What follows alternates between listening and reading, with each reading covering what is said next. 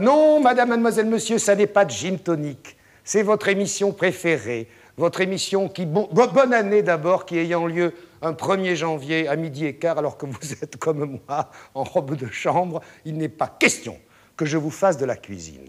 Par contre, je voudrais vous adresser quelques reproches. Ça a été bien la fin de l'année, hein? Vous en avez mangé de la dinde, vous en avez mangé des marrons, vous en avez mangé du chocolat, oh le chocolat, vous en avez mangé, enfin, tout ce qui est lourd, tout ce qui est riche, et puis le champagne, et puis les alcools, c'est bon tout ça, hein? Et est-ce que vous rentrez toujours dans votre pantalon? Dites-moi la vérité. Pas vraiment? Non? Eh bien, c'est très bien. Alors, je vais vous parler de tout ça. Oui, oh! Bonne année, mon Jérôme. Tiens, je t'amène un petit peu mon gentil. livre pour toute l'année. Oh, il m'a amené son dictionnaire des aliments. Et puis ça, c'est pour nous deux. Un cadeau, c'est pour nous deux? Oui, maintenant, pour le petit déjeuner. Pourquoi t'es habillé comme ça, toi? Parce que je viens de chercher à faire un peu de sport, un peu de jogging. Un peu de sport? Ben oui. Oh, il est gentil. T'as pas fait d'excès hier? Qu'est-ce que tu m'as amené? Je suis prêt à prendre le thé. Tiens, si tu veux t'asseoir avec moi, tu vas prendre le thé avec... Des croissants? Ben oui, t'as pas Des envie? croissants? Puis une petite brioche. Oh non, s'il te plaît. Avec tout ce que vous avez mangé, vous allez prendre des croissants en plus? Il n'en est pas question. En fait, qu'est-ce que je voudrais vous expliquer aujourd'hui? C'est la façon que j'ai, moi, d'être en forme. Cette façon est très simple. Elle ne nécessite strictement aucun contrôle médical dans la mesure où vous êtes en pleine santé, je tiens à le dire. Et de cette façon, tout doucement, petit à petit, moi, j'ai perdu... entre 15 et 16 kilos. Combien? Entre 15 et 16 kilos. Alors, qui est-ce qui t'a donné cette idée on en maigrir? parlera tout à l'heure d'abord de ça. Tout d'abord, je te sers un peu de thé, car je vais vous expliquer ce que je fais pendant toute la journée, pendant 12 jours. Car il n'est pas question de vous parler une seconde de régime. Qui dit régime dit privation. Et qui dit privation dit horreur. Moi, je veux manger à ma faim. La seule chose que je fais, c'est que je répartis les aliments différemment. Alors, tu veux du thé? Oui, je veux Moi, bien. alors, le matin, qu'est-ce que je fais? Je prends du thé au lait sans sucre. Ah ouais? Jamais de sucre. Non, jamais de sucre. Oh, elle n'est pas très forte. Merci. T'en as assez? Oui. Je ne bois que la moitié. Moi, je bois une grande tasse. Moi, ça fait déjà 2 heures que je cours. Et je pense... Je vais vous expliquer quelque chose. Le principe est très simple. On peut comparer le corps humain à une fantastique mécanique. À une voiture, par exemple. Bon, alors, une voiture, qu'est-ce qui se passe? Avec une voiture, vous mettez de l'essence avant de partir sur l'autoroute. Vous n'en mettez pas en arrivant. Donc, donc le matin. Et quand un avion décolle, c'est au décollage qu'il utilise le plus de kérosène. D'accord, c'est pas à l'atterrissage. Il faut qu'il s'enlève, l'avion. Eh bien, le corps humain, c'est pareil. C'est le matin qu'il faut lui fournir de l'essence. Alors, l'essence, c'est quoi? C'est les protéines. Les protéines, qu'est-ce que c'est? C'est ce que tu vas nous montrer tout de suite. C'est la viande, voilà. C'est ce qui est derrière moi. Alors voilà, le matin, je prends 2-3 bols de thé au lait sans sucre. Attends, tu manges ça le matin? Et je mange, oui, messieurs, dames, je mange facilement un quart, et souvent, un demi-poulet froid. Alors vous allez dire, oh, quelle horreur, c'est pas possible. Justement, est-ce que tu arrives à manger de la viande le matin? Alors au début, c'est difficile. Les 2 ou 3 premiers jours, c'est difficile. Et après, le corps humain le réclame. Bon, et tu dis alors, du poulet, là, mais ça peut être... je veux dire, t'en manges beaucoup? Autant que je le veux, ça peut être une viande froide. Alors tiens, je bois mon coup de thé, moi, toi, si tu veux pas. Effectivement, il est très léger. Hein. C'est bien agréable quand même, tiens. Et je mange, là, je prends une cuisse de poulet et je mange du poulet. Bon, et le matin, on peut varier, on peut prendre de la viande froide toutes les protéines animales, c'est-à-dire surtout les viandes... les viandes froides, le poulet... Du veau froid. Du veau froid. Des œufs. Du bœuf froid, des œufs à la coque, et jusqu'à ce que vous n'ayez plus faim. Ça, c'est très important. Alors, il est évident que lorsque vous avez fait ça, là, vous partez joyeux pour la journée. Oui, et là, il n'y a pas de coup de pompe. Là, il n'y a pas de coup de pompe. Et puis, vous arrivez à l'heure du déjeuner. Alors, lorsque vous arrivez à l'heure du déjeuner, qu'est-ce qu'il faut faire? Là encore, les calories qui sont prises jusqu'à l'heure du déjeuner ne sont pas nocives. C'est dans l'après-midi qu'elles vont commencer à s'accumuler dans l'organisme. Pourquoi? Tout simplement parce que, comme une voiture qui brûle de l'essence au fur et à mesure qu'elle avance, vous allez brûler, au fur et à mesure de la journée, les calories que vous avez prises. Tu fais quand même un deuxième plein à midi. Je fais un gros deuxième plein. Alors, qu'est-ce que tu manges à midi? Qu'est-ce que je mange? Tu vas me le chercher, c'est là-bas. J'enlève le poulet, il ne nous sert plus. À midi, là, c'est pratiquement la même chose. Je mange soit une une énorme entrecôte que vous voyez là, soit un énorme poisson, ou même 2 poissons, jusqu'à ce que je n'ai plus faim. En fait, ce que je fais, c'est ce qu'on appelle un régime dissocié. Pourquoi est-ce que je fais un régime dissocié? Sans doute parce que tu dissocies les différents éléments qui viennent dans ta nourriture, dans ton alimentation. Oui, car le corps humain est ainsi fait, ce n'est pas moi qui le dis, c'est mon maître en la matière, qui s'appelle Christian Cambusa, qui a inventé tout ce système. Le corps humain est ainsi fait que votre organisme n'est pas fait pour garder une partie d'un aliment. Je m'explique. Depuis la nuit des temps, depuis que l'homme est homme, nous portons en nous les gènes de nos ancêtres. Tu es d'accord? Absolument. En 11 générations, savez-vous combien vous avez d'ancêtres directs? D'ancêtres directs, ça veut dire de père et de mère qui ont eu chacun un père et une mère, etc., etc. Ça fait 11... c'est tôt le matin pour me demander. Ça fait plus de 1000. Plus de 1000. Presque 1400. Alors, tous ces gènes sont en vous, et qu'est-ce qui se passait il y a des centaines d'années? Il y avait des épidémies, il y avait des famines, et le corps humain a pris l'habitude de stocker, en cas qu'il y ait une famine, en cas qu'il y ait une épidémie. Donc, ce qu'il faut apprendre à votre corps, à votre organisme, qui est, si vous voulez, la partie reptilienne de l'individu, il faut lui apprendre qu'il n'y aura plus jamais ce style de risque. Alors, comment stocke l'organisme? C'est très simple. Il stocke d'une façon absolument naturelle. Vous lui donnez, par exemple, un énorme steak, et à côté de ça, une énorme salade, ce qui est le repas normal, classique, quand vous vous mettez au régime. Que fait l'organisme? Il va laisser passer la salade, et il va stocker le steak. Clac! Par contre, il n'est pas programmé pour stocker la moitié du steak. Il le laisse passer directement. Ce qui veut dire que la digestion se fait, toujours d'après Christian Cambusa, et il a raison, la digestion se fait en 3 fois moins de temps. C'est-à-dire que, par exemple, un steak salade, on met à peu près 1 heure, 1 heure et quart de digestion. Non, on met 3 heures, 3 heures et demie, 4 heures. Oui, autant que ça. Même pour un steak salade. Absolument. Et pour un steak normal, steak énorme, 1 heure. Terminé, c'est passé. Et c'est ça qui est extraordinaire. Ça veut dire que tu as mangé, tu l'as encore en toi, donc tu n'as pas faim, mais ça n'est pas stocké, ça sera éliminé. Bon, il n'y a peut-être pas le coup de barre de 11 heures, mais il peut y avoir le coup de barre de 4-5 heures. Exact. Alors là, vous savez que, ça vous le savez, tout le monde le sait, puisque vous êtes tous des cerveaux, le cerveau ne se nourrit pratiquement que de sucre. Tu le savais ça, toi qui es un intellectuel? Ah bah, donc je suis de sucre, totalement. C'est vrai qu'il adore les desserts en plus. Alors le cerveau, ne se nourrissant que de sucre, il ne faut évidemment pas donner du sucre au cours du repas à l'organisme, parce que le sucre, lui, il va tout transformer. Tout ce que tu as mangé avant va se transformer en sucre. Enfin, il existe un sucre qui est vraiment assimilable par l'organisme. Alors, ça, je le sais, j'ai écrit un livre là-dessus. Il faut, en dehors des repas, avoir sur soi, oui, je sais que c'est difficile, mais on a tous un petit sac, des petits pots de miel. Un petit pot de miel. Et quand par hasard vous avez cette espèce d'angoisse, il y a réellement une angoisse, car l'organisme, brusquement, il réclame ce qu'on lui donne plus. C'est non pas de 11 heures, mais de 4h30. Voilà. Quoi. Alors tu prends une cuillère à soupe de miel, il ne faut pas boire, hein, avant et après, pendant une demi-heure. Tu ne bois pas, et à ce moment-là, hop, ça y est, tu es reparti. Pourquoi? Parce que le miel, contrairement au sucre, qui est stocké par l'organisme, le miel, lui, est brûlé par l'organisme. Il s'en va immédiatement.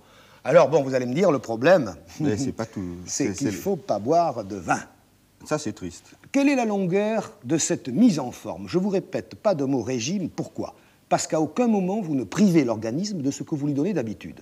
Dans les régimes, qu'est-ce qu'on fait? On vous dit pas de matière grasse, on vous dit pas de sel, on vous dit... bref, on vous prive de tout, ce qui fait que lorsque vous arrêtez le régime, l'organisme qu'on a violé, car on l'a violé, l'organisme. On l'a privé. Il est, comment dirais-je, complètement... Il est sevré. Alors il se venge. Et qu'est-ce qu'il fait? Aussitôt que vous lui redonnez une nourriture normale, non seulement il reprend tout ce dont on l'avait privé, mais en plus de ça, il en remet un petit peu de côté en cas qu'on lui refasse le coup. Donc, la viande, vous la salez, vous la poivrez et vous la faites cuire normalement à l'huile. Juste un mot, combien de temps cette remise en forme? Alors, la remise en forme ne doit pas être trop longue, bien sûr. Elle doit durer au maximum 2 semaines. Au bout de 2 semaines, l'organisme est parfaitement en forme. Et d'abord, Jérôme, écoute, là, tu me fais rire, parce que tu l'as fait, cette mise en forme. Alors, dis la vérité. J'avoue humblement avoir perdu entre 4-5 kilos pour une petite quinzaine de jours, après justement les fêtes de fin d'année, l'an passé. Alors, cette année, bien sûr, je vais recommencer. Oh, c'est vrai, dis donc, j'ai vu ça, oui, je suis ballonné partout. C'est énorme. Dis donc, tu voulais quand même me parler... Attends, et puis alors après, le soir, il y a autre chose. Donc, le soir, il faut quand même manger, mais il faut manger très léger. quelle est la manière de manger très léger, je vous le montrerai tout à l'heure, car là, je vais aller vous faire la cuisine. Eh bien, on va peut-être aller la faire. Tu crois, on ne peut pas parler une seconde? On va en parler peut-être tout à l'heure, parce qu'on est quand même un petit peu pris par le temps. On est pris par le temps? Un petit peu, oui. Alors, est-ce que je peux m'habiller maintenant? Ah oui, fais-toi beau. Ah oui, vraiment, parce que là, je l'ai sorti du lit. Et on se retrouve de l'autre côté. Je te suis? Allez. Je te suis? Bien sûr que tu me suis, tu vas pas rester tout seul là assis, non, pendant que je vais travailler. À tout de suite. Allez, dépêche-toi, dépêche-toi, il t'en faut du temps pour mettre un nœud papillon. Ah oui. T'es pas mal non plus. Oh, Attends, je vais te le dire, voilà, t'es pas mal non plus. Ah, le repas du soir. On s'est mis beau pour le repas du soir, hein, le repas de fête. Oui. Car ce repas simple du soir doit être un repas de fête. Plus c'est joli, meilleur c'est. Bon. Le soir, qu'est-ce qu'on doit manger, Jérôme, tu le sais? Tu nous as dit des légumes. Des légumes. Alors, quels légumes? Là, j'ai 3 carottes que j'ai coupées en tronçons. Tu les vois, les carottes? Les carottes, c'est 20 calories, 25 calories ou 100 grammes. Hein, et ces carottes, je les arrondis pour leur donner la forme d'un ballon de rugby. C'est plus joli. C'est pas ce qu'on perd comme carottes, vous voyez, c'est très peu. Et puis, j'ai également des poireaux. Les poireaux, c'est 25 calories au 100 grammes. C'est pas grand-chose non plus. C'est pour 2 personnes, tout ça. Je coupe le poireau en 4 tronçons. Et là, regardez ce que je vais faire. Je vais lui donner une petite forme arrondie. Enfin, tu vois... Des entailles, disons. Oui, ça va être joli. Ça va s'ouvrir un peu à la cuisson. Oui, car c'est très important. Je veux dire, l'œil mange autant que la papille. L'œil est très important. Et vous allez vraiment manger à votre faim, car vous allez voir, on peut utiliser tous les légumes qu'on a sous la main. La meilleure preuve, c'est qu'on va aussi utiliser des pommes de terre ensuite, mais on en parlera. Alors, je voudrais que tu me dises pourquoi la vapeur? Ah, pourquoi la vapeur? Eh bien, parce que je crois que la vapeur est réellement l'avenir de la cuisine. Oui, mais c'est très vieux, la vapeur. Les Chinois, déjà. Oui, les Chinois, les Arabes, mais nous, on ne l'avait pas découvert. Et il n'y a pas de livre de cuisine à la vapeur. Alors, regarde, je mets les carottes dans la passoire de la couscoussière, après les avoir salées. Je mets également les poireaux. Et puis, je vais poser, car il faut respecter aussi le temps de cuisson des légumes. Par exemple, les carottes et les poireaux, il faut 30 minutes de cuisson. Absolument, c'est toujours un peu plus long. Et les pommes de terre, 25 minutes. Donc, c'est seulement dans 5 minutes qu'on mettra les pommes de terre. Je pose sur l'eau qui bout, je ferme, et j'oublie pour 5 minutes. Alors j'ai 5 minutes pour parler un petit peu du Nouvel An? Ah oui, non, parce qu'il y a des choses tellement extraordinaires à dire. Vas-y, attaque. Est-ce que tu sais, toi, depuis quand on célèbre le Nouvel An? Ben, depuis toujours. Absolument pas. Au Guil en neuf, non? Ah, ça, c'est les druides, Astérix. C'est vrai, mais en fait, le vrai Nouvel An tel qu'on le connaît aujourd'hui, c'est-à-dire le 1er janvier, c'est pas très vieux, c'est 1582. Alors, je vais te faire un petit peu d'histoire, remonter un petit peu en arrière. Grosso modo, nos ancêtres s'imaginaient que la Terre ne tournait pas autour du Soleil, mais que le Soleil tournait autour de la Terre. Donc, il y avait des années solaires, mais cela, c'est celles à peu près qu'on applique, qui sont de 365 jours, mais eux ne voyaient pas ces années-là, ils voyaient, disons, des années lunaires. Parce qu'il y a aussi la Lune. Qu'est-ce qu'elle fait, la Lune? Elle tourne autour de la Terre? C'est le satellite de la Terre, donc elle tourne autour de la Terre, effectivement. Et ça ne fait pas le même nombre de jours? Alors, ça fait 29 jours et demi. Donc, on avait 12 fois 29 jours et demi. Ce qui fait, toi qui comptes très vite... Oui, ce qui fait... Bon, bref, 350 jours. 354 jours. Donc, forcément, l'année solaire et l'année lunaire ne se rejoignent pas. Et alors, si on multiplie ça par un nombre d'années indiscutable, qu'est-ce qui se passe? On se retrouve dans vraiment... je veux dire, c'est impossible à organiser parce qu'on se retrouve en janvier, au moment, je ne sais pas, de plein été, et on se retrouve en septembre, autrement. Alors parle-moi de ce qui s'est passé sous Jules César. Alors, Jules César a mis un peu d'ordre là-dedans. Juste un mot pour dire quand même que les Hébreux ont inventé, eux, déjà le 13e mois, parce qu'on s'y retrouvait plus, et de temps en temps, ils ajoutaient un mois au 12e. Les Hébreux ont inventé le 13e mois? Oui, c'est une bonne idée. C'était la CGT, moi. Oh, tout le monde a inventé. Tout le monde a inventé le 13e mois. Et le 14e, c'est pour quand, monsieur le président du directeur général absolument. Moi aussi, j'y tiens. Alors, Jules César, en l'an 46 avant Jésus-Christ, il a un petit peu mis d'ordre dans tout ça. Il s'est fait aider par des savants grecs, d'ailleurs. Et il a fait d'abord... C'était des années de 10 mois, et il a fait une année de 10 mois normale. Et puis on s'est très vite rendu compte qu'il fallait des années de 12 mois, et puis avec une année bissextile... Attends, je vais t'expliquer. Explique-moi. Ce qui veut dire que sous Jules César, on a fêté le Nouvel An en octobre. Il y avait des feuilles sur les arbres et tout, etc. À peu près. Ouais. Et alors, Jules César, il y avait donc, par exemple, les 10 mois. Septembre, 7e mois. Mais c'est pas le 7e mois, septembre. Octobre.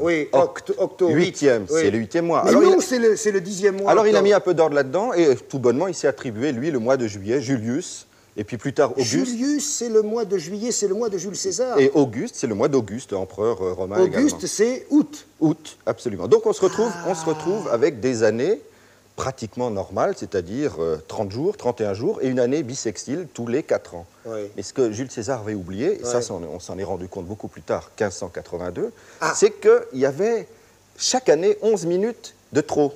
Alors en 1582 années, 11 minutes, ça en fait du temps. Ça fait à peu près une dizaine de jours. Et il s'est passé cette chose fabuleuse en 1582. Il y a 10 jours qui ont carrément été supprimés du calendrier mondial. On est passé du 9, je crois. Du 9 octobre, 9 décembre, pardon, 9 décembre 82. 1582, donc oui, au 20, du jour au lendemain. Et les gens qui sont nés entre... Ils n'existent pas, on les a supprimés, allez hop. Ces gens-là... C'est possible, ce que si, dans l'histoire... Attends, est-ce qu'il n'y a pas une histoire de Sainte Thérèse d'Avila là-dedans aussi? Absolument, qui, elle, est née donc, pendant cette période qui a été supprimée, et en fait, ça a fait le premier jour de reprise, si je peux dire. Et alors, dans tout ça, c'est encore pas aussi simple que ça, car on a oublié quelques secondes, on a oublié les 26 secondes par là. Attends, est-ce que toute l'Europe s'est mise au même moment du 9 au 20 décembre? Ça serait bien trop simple, tu sais, comme moi, que c'est pas possible. Bien sûr que non. Alors, bon, les premiers ont été les pays catholiques, puisque ça a été le calendrier grégorien qui a été instauré, Grégoire, un des papes. Et puis, il y a eu l'Espagne, la France, et puis ensuite, ça a été l'Angleterre. L'Allemagne, ça a été encore presque un siècle après. Mais la Russie n'a pas marché, elle. Au moment de la Révolution russe. Mais non, puisqu'ils fêtent le Nouvel An russe. C'est le Nouvel An orthodoxe qui est encore un petit peu à part, qui se situe... C'est très compliqué, grosso modo. Les années telles qu'elles sont presque parfaites, mais il lui manque quand même un petit chouïa, il lui manque à peu près 11-12 secondes tous les ans, si bien qu'on est obligé de rectifier le tir. Par exemple, l'an 2000 sera bissextile, mais l'an 4000 ne le sera pas. Donc un coup comme ça, tous les deux. On verra ça, l'an 4000, on sera là. Je crois que ça fait 5 minutes. Oui, à peu près. 5 minutes après, les pommes de terre. Ah, alors on prend des petites pommes de terre, ce qu'on appelle les BF15. Explique pourquoi. Parce qu'elles sont solides, et elles sont fermes, et en plus, elles ne se décomposent pas comme la binge à la cuisson. Voilà, elles restent bien fermes. On peut prendre aussi des belles de Fontenay, c'est la même chose. BF15, belles de Fontenay, c'est la même famille. Alors, grosso modo, juste pour dire, 70 calories au 100 grammes, les pommes de terre. C'est pas beaucoup, c'est pas beaucoup. Et lorsqu'on les met dans l'huile, ça fait combien, brusquement? Oh, c'est les vrais buvards, 400 calories au 100 grammes. 400 calories, alors, ça les passe frites, de 75 calories à 400 calories. 5 minutes après, j'ajoute les pommes de terre. Salées. Oh, ça devient joli, hein. Ah, c'est très, ça devient joli. Et je referme là pour... combien de temps ça va me faire? Il y a déjà pour 15 minutes. 5 minutes, plus encore 15. Ça fera 20 minutes. Et dans 20 minutes, dans 15 minutes maintenant, nous allons ajouter quoi? Nous allons ajouter ici, devant nous, regardez, courgettes, champignons, choux, épinards. Alors, grosso modo, en fait, 20 calories, 25 calories, 35 calories, 20 calories. Donc, rien. Et il faut servir ça, pas nature, mes enfants jolis. Il faut servir ça avec une sauce. Ah, la sauce, je vous l'ai dit tout à l'heure, ne jamais priver l'organisme de ce qu'on va lui redonner par la suite. Ça veut dire qu'on va utiliser de l'huile, qu'on va utiliser tous les ingrédients qui constituent une petite sauce naturelle plus un petit grain d'ail. Ah, tu peux pas t'empêcher de mettre de l'ail. Ah non, pas. Là, je t'assure que c'est merveilleux. Alors, il faut d'abord enlever le petit germe vert. Comme ça ne reproche pas, comme on dit chez nous dans le sud-ouest. Et alors, cet ail, ça, j'ai appris ça aux Antilles, il faut le râper. Regarde comment je fais.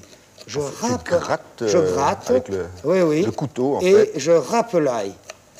Et ça camaché, comme on dit là-bas. Tu vois? Comment t'appelles là-bas, toi? Non, je dis ça camaché, ça veut dire ça marche bien. Ah, parce que tu sais, moi, les Antilles, malheureusement, je ne connais pas. Alors, monsieur le directeur... tu sais qu'on m'appelle là-bas le petit salé aux Antilles. Voilà, le petit salé aux Antilles. C'est mignon. Voilà, mon grain d'ail haché, je vais le mettre tout de suite dans le saladier qui est là. Et puis, je vais ajouter du jus de citron. Eh oui, je ne mets pas de vinaigre, je pourrais en mettre d'ailleurs. Là aussi, le jus de citron, c'est très, très, très reconstituant, c'est bourré de vitamines, donc encore une fois, la diététique vient s'ajouter en plus à la remise en forme. Tout à l'heure, nous parlions avec une charmante personne qui nous disait « et le calcium là-dedans ?» Car c'est vrai que le corps a besoin de calcium. Et qu'est-ce qu'on fait?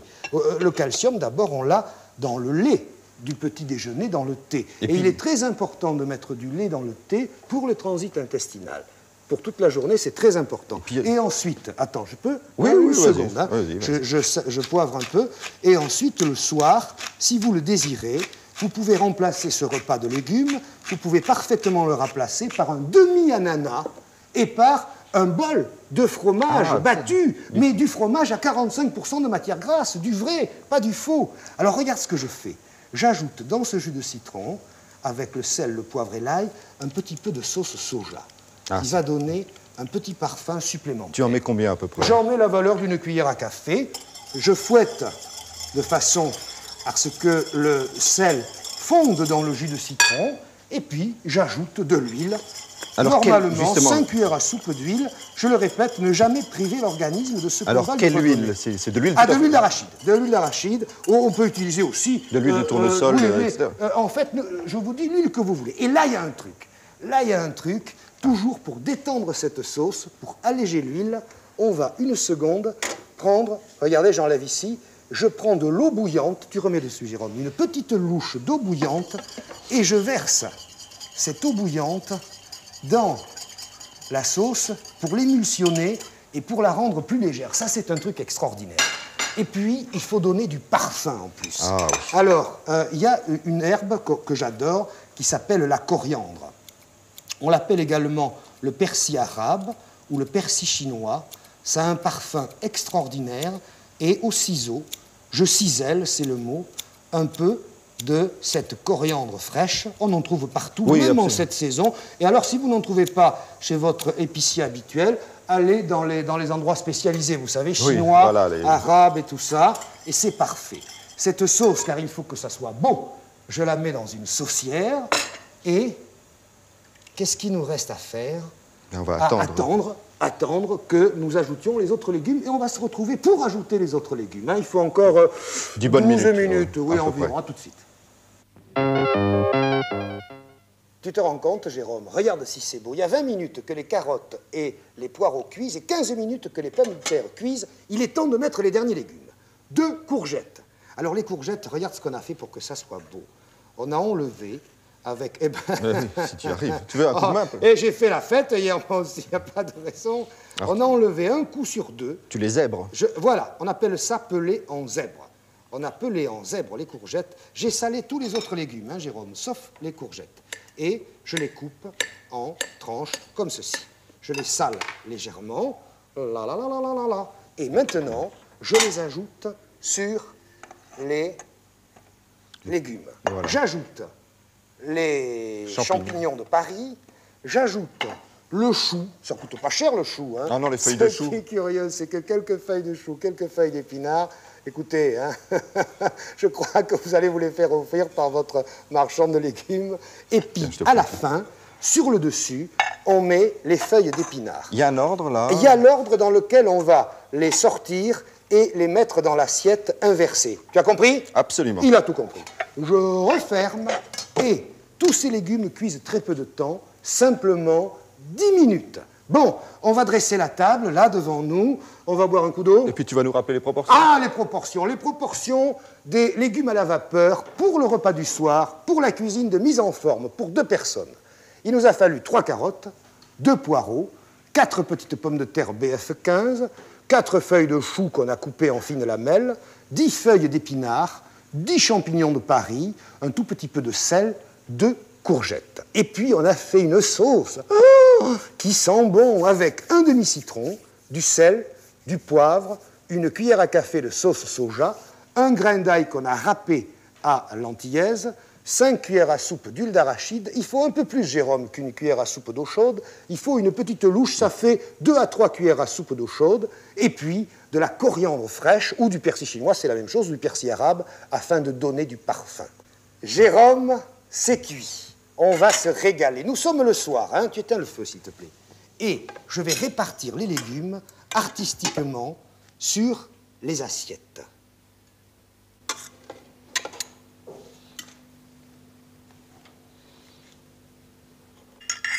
Pour arroser tout ça, Michel, et voilà, attends, je finis de répartir. Je prends quoi? Qu'est-ce que je prends? Un peu d'eau, non? Un petit verre.